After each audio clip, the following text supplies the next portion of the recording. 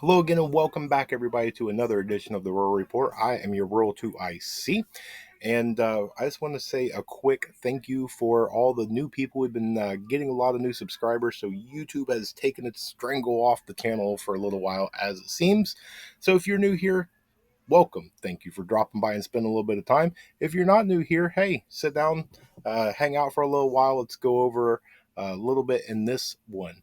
Now, we've been talking on our little bit of a mini series on tools for SHTF. We've gone through a wide variety of them. Actually, at the end of this video, right over here, there'll be a little card you can click on. If you've missed out on it, click on that. You can watch the whole thing at your leisure and earliest convenience. But the last two was actually inspired by you guys. You gave me the topics and said, hey, this belongs in there. I agreed. And so I did the content and made the video.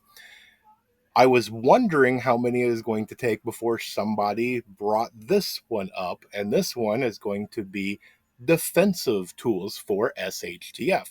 And so when we get into this, I'm going to break this down and try and make this video as short as I can while still making it of value and substance.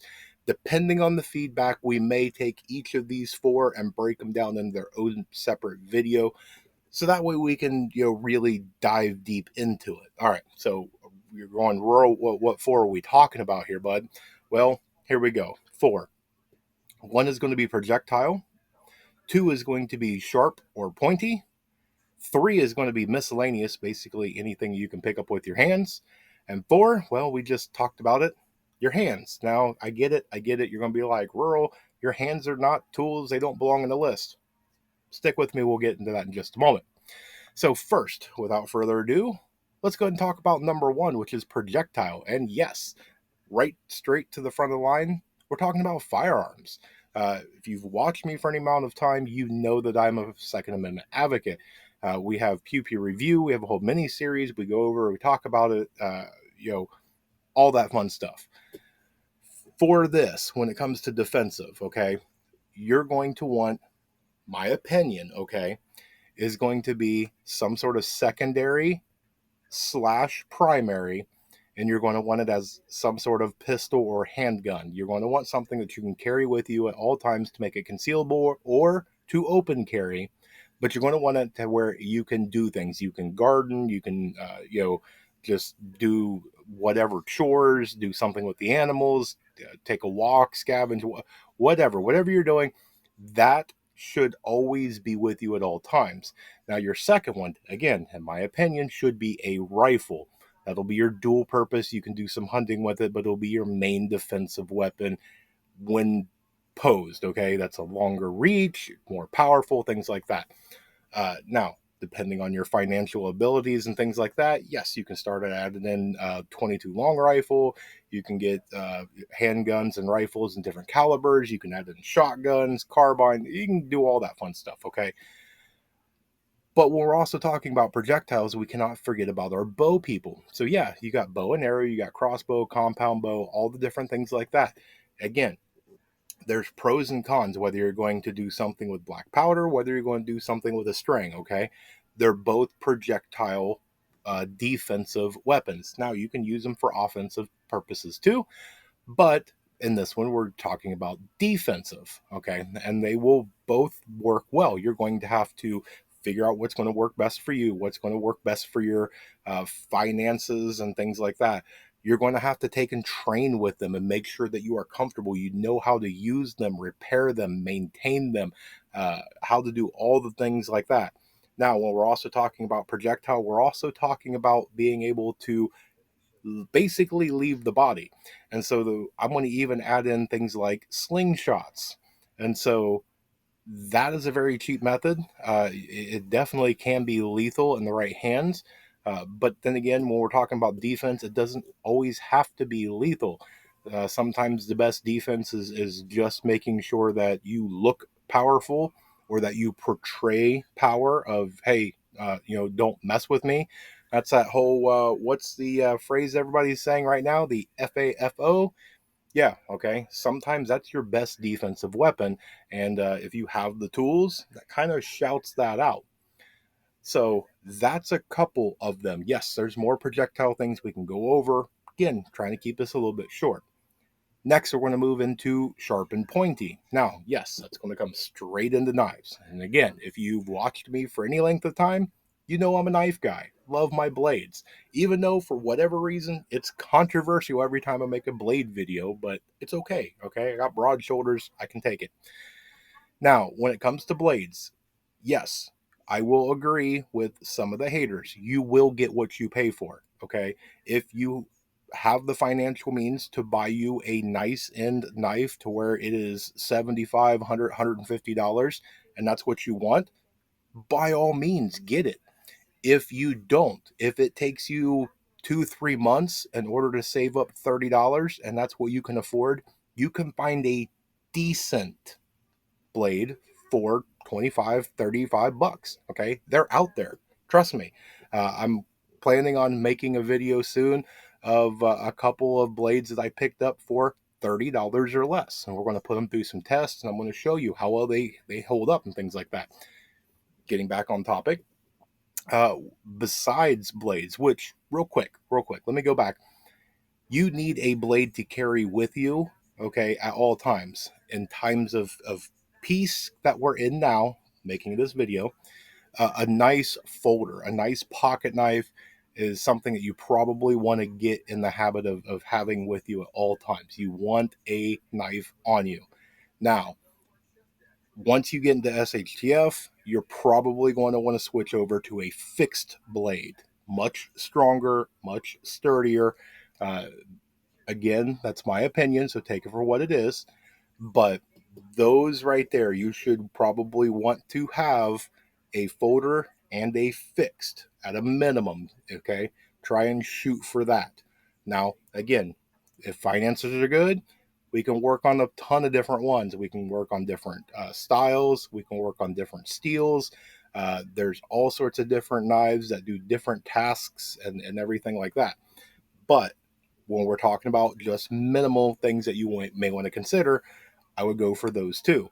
Now, when we're talking about sharp and pointy, that's anything along the lines that can be sharp or pointy. We're talking about anything like a pitchfork, a kitchen knife, even making your own spear, anything that you have that can be sharp and pointy that you can utilize to make a defensive weapon. I mean, you've seen it probably in a lot of like Hollywood videos where they'll take something and they will drive nails through it, sharp and pointy.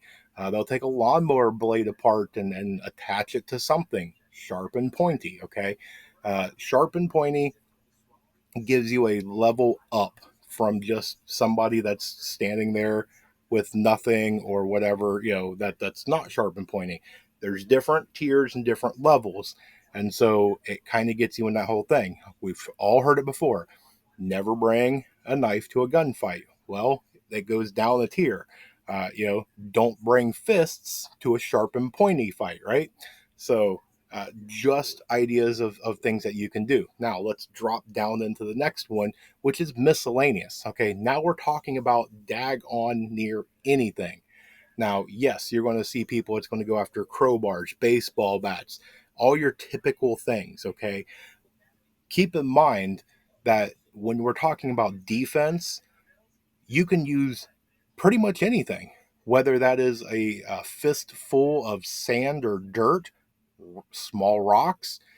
You fling that at somebody, you get it up into their eyes, you make them to where they have to shield that blocks vision. That can give you, precious second or two to react or get away or distance yourselves, things like that. Now, again, it doesn't matter. If you can put something in your hand and whoever you are trying to defend or whatever, sometimes it just might be a stray dog or some sort of animal or something like that, then it's going to come into if you have something, it could be a pencil, even, doesn't matter. If you can pick it up and wield it to where you can defend yourself, we're lumping it into that category, and it's going to be based off of your imagination. What can you do? And it's a really good exercise too, because it would really behoove of you to go through and look at your house. Look at each room, look at your hallway, look at your bathroom, look outside in the front porch, the back porch, in the garage, in just your yard.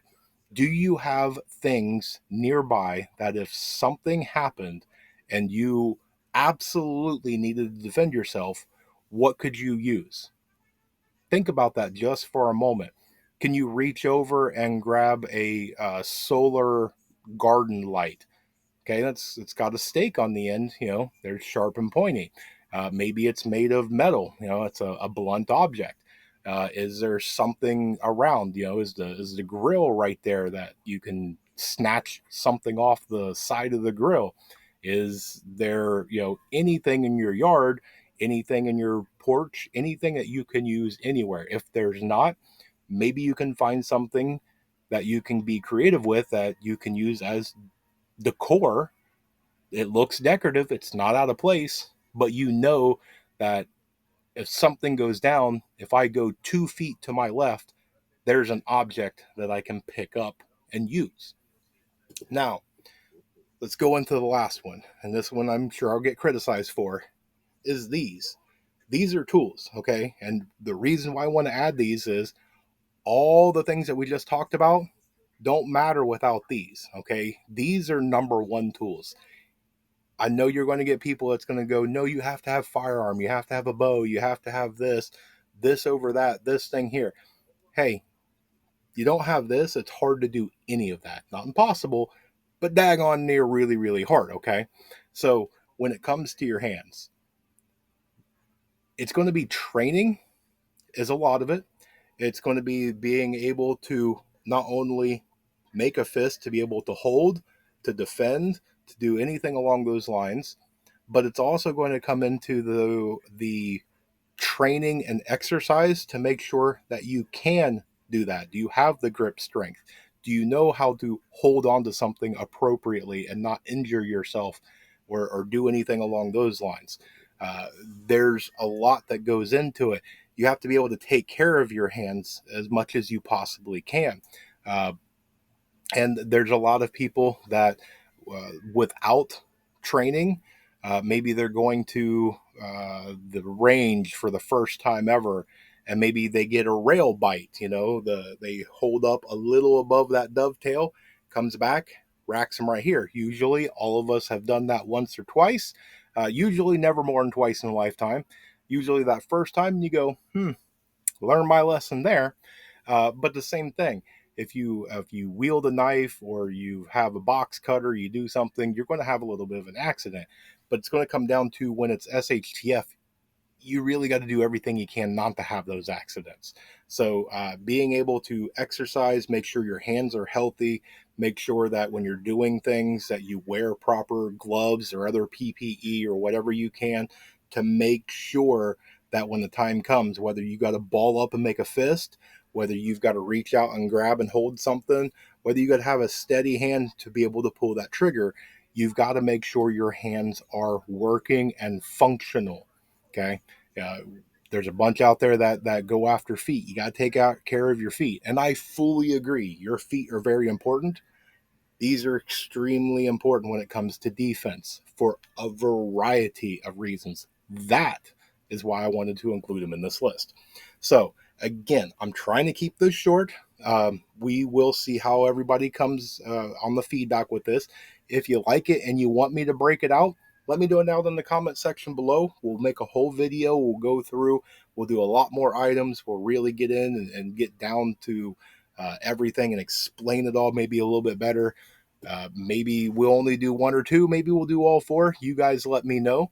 But that's what I have for you for today. Just trying to get the wheels turning up here and trying to get you to think and think outside of the box. Get your creativity going, okay? It's still a free country. And as of right now, use that freedom. Be creative. Don't have to follow the leader and do what everybody else is doing.